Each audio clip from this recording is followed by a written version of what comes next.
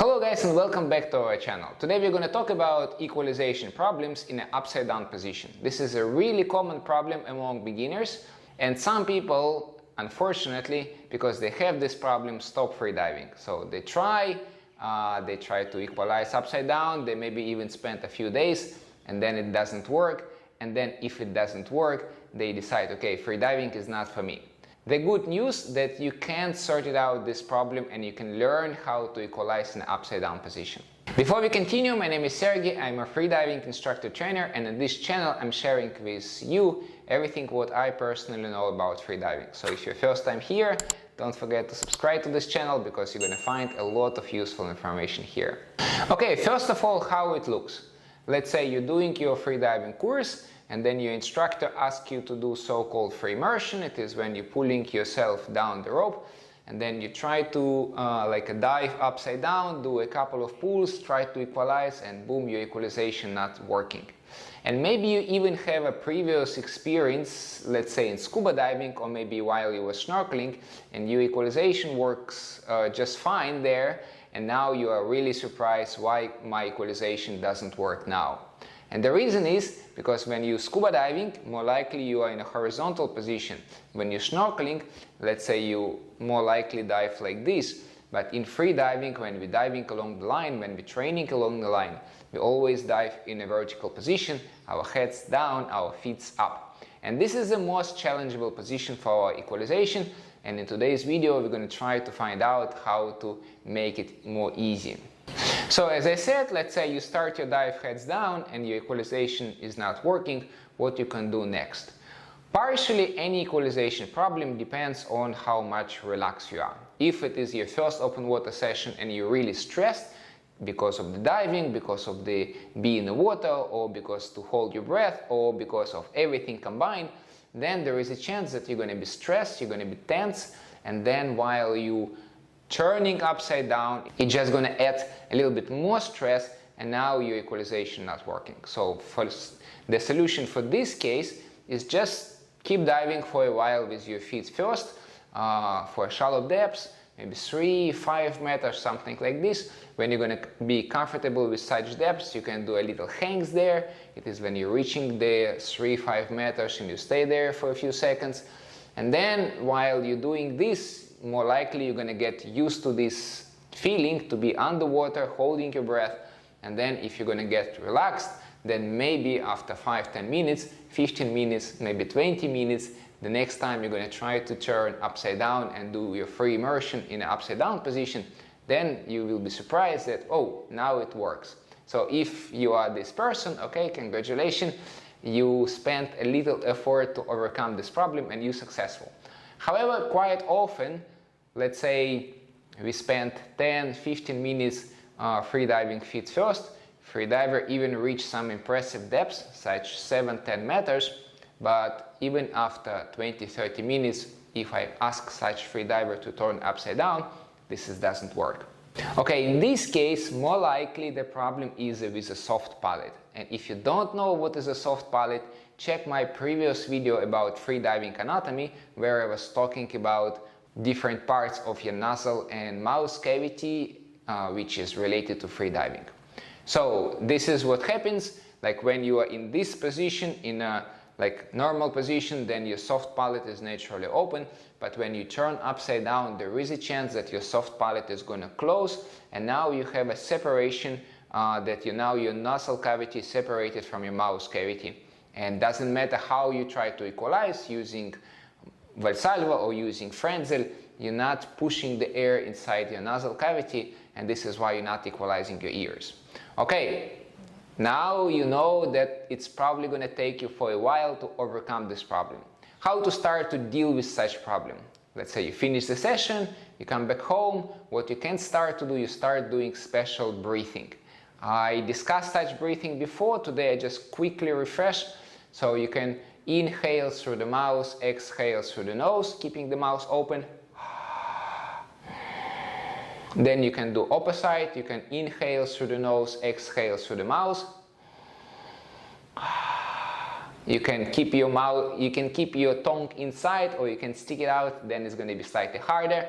And also you can alternate both for inhale and exhale, like mouse, nose, mouse, nose. Let's say I start with an inhale, and now exhale.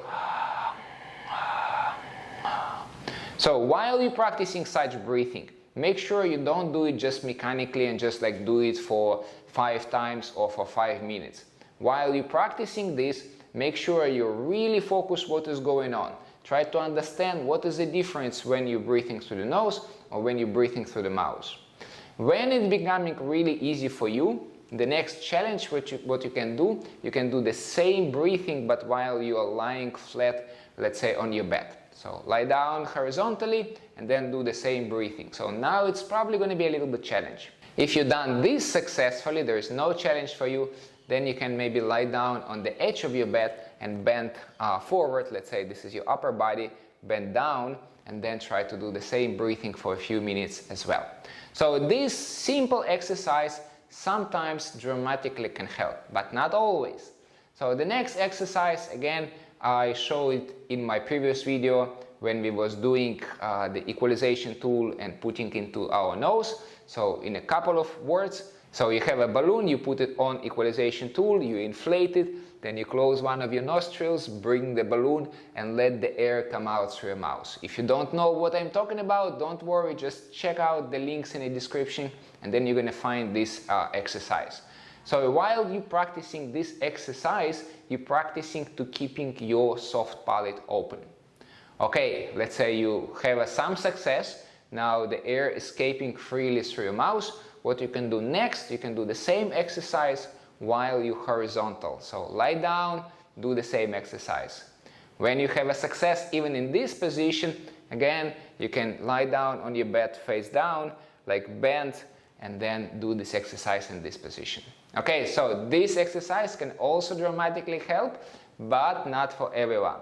What you can do after that, you can do different balloon exercise on top of that. The next part can be just like simple balloon exercise. Again, I made the video about such exercise as well. It's going to be linked in the description as usual. So practicing another balloon exercise when you just bring the balloon to your mouth and letting the air escape from the nose. This is also really nice exercise for controlling your soft palate. So when you have a success, more likely it's going to be slightly easier to equalize in an upside down position. Right, so all of this exercise which we discussed, it is a dry equalization exercise, right? You have a breathing exercise and you have a balloon exercise. So if you have access to the pool, then you have also really nice exercise when you're putting your feet on the side of the pool, and then ideally you have your training partner who support your back and allow you to slightly going down, and while you're going down, you practice secure equalization. Okay guys, now we already discussed exercise which you can practice dry, we discussed exercise which you can practice in the pool, but now what you can do in the ocean. Ideally, like usually I don't recommend, if you have equalization problems like this, I don't recommend you actually diving like every day, or maybe like, I don't know, like 4 times per week. Why? Because it's not going to be really productive. However, in the same time, it's not going to be productive if you do only dry exercise. So you want to have a dry session, I think like 2, 3, 4 days when you're practicing dry, and then you check your equalization in the water. How you can check it in the water? Remember, the most hardest equalization part is the beginning of your dive. This is where the depths change really quickly. You already dive feet first for a few sessions and maybe, let's say, reach 10 meters, right? So now what you can do, you can start your dive feet first, pulling the rope, so going down with your feet first, and then let's say you reach 7 meters, and now you're going to turn in an upside down position and try to equalize now. Let's see if it's working or not. The reason why I sometimes practicing this exercise, because it's going to be easier to equalize when you're already not on the surface. And then if you have a success, next time you can try to, like again, feet first up to 7 meters and turn, then feet first up to 6 meters and turn, etc., etc., until one moment you're going to be able to turn upside down right from the surface and go head first entire dive. So guys, as a conclusion, head-first equalization problems are really common. The biggest mistakes which you can make is just thinking, okay, this is not for me. Remember guys, everyone can improve their equalization drum. The question is how much time you're ready to invest in your equalization practice, like dry equalization practice. And if you're ready to invest as much as necessary, then for sure you're going to be successful with equalization in an upside down position. And also guys, remember, like really often, like someone failed because they have a high expectation. So let's say they try to do it in the ocean, doesn't have a success, and then they do a couple of days dry equalization exercise, they come in the water, it doesn't work, and they're like, okay, all of these things doesn't work, the freediving is not for me. So if you're expecting that you're going to fix your equalization in 1 or 2 days, there is a big chance that you're going to fail. However, if you're going to have different expectation, if you're going to think, okay, I'm going to slowly progress and get my equalization better and better step by step, then for sure you're going to be successful at some point. Okay guys, hopefully this video was helpful, and if it was, don't forget to click the like button, and I will see you next time.